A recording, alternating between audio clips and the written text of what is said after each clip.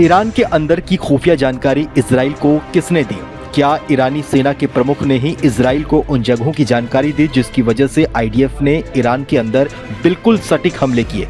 अब इसी तरह के दावे ने पूरे ईरान में हड़कंप मचा दिया है। इजराइल ने बीते कुछ हफ्तों में ईरान पर जैसे हमले किए उसने ईरान की लीडरशिप में खलबली मचा दी। सबसे पहले इजराइल ने ईरान की राजधानी तेहरान में हमास चीफ इस्माइल हानिया को मार गिराया। राजधानी तेहरान में इतने बड़े हमले से ईरान में सुरक्षा को लेकर भी सवाल खड़े होने लग गए। उसके कुछ दिनों के बाद ही लेबनान में हिजबुल्लाह के चीफ को इजराइल ने मार गिराया।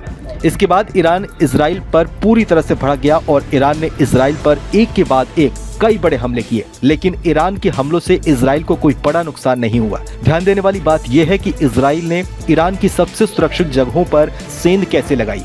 हमास नेता इस्माइल हानिया और हिजबुल्लाह चीफ हसन नसरल्लाह की मौत ने दिखा दिया कि इजराइल की पहुंच कितने अंदर तक है और इजराइल को ईरान में हर बड़ी मूवमेंट की खबर पहले से थी। ईरान और इजराइल के बीच छिड़ी इस जंग में इस्लामिक रेवोल्यूशनरी गार्ड्स के कमांडर गायब हो गए हैं। दावा किया जा रहा है कि ईरानी सेना के कमांडर जनरल इस्माइल कानी ने ही इजराइल को ईरान से जुड़ी सारी खुफिया जानकारी दी थी, जिसके बाद इजराइल ने सटीक हमले कर हमास चीफ और हिजबुल्लाह चीफ को मार गिराया था। इस्माइल कानी ने इजराइल की मदद कर ईरान से गद्दारी की थी। 67 साल के ब्रिगेडियर जनरल इस्माइल कानी अमेरिका की ओर से कासिम सुलेमानी की हत्या के बाद ईरान में सबसे ताकतवर सैन्य अधिकारी थे।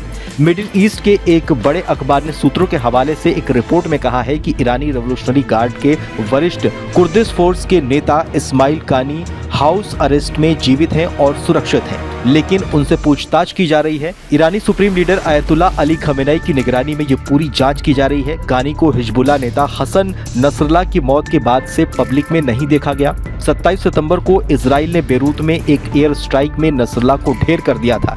यह हिजबुल्लाह के साथ ईरान को एक बड़ा झटका था। तब से IRGC ने इस बात की जांच शुरू कर दी कि इजराइल को हसन नसरल्लाह की लोकेशन का कैसे पता चला, क्योंकि हसन नसरल्लाह की लोकेशन बेहद गुप्त रखी गई थी।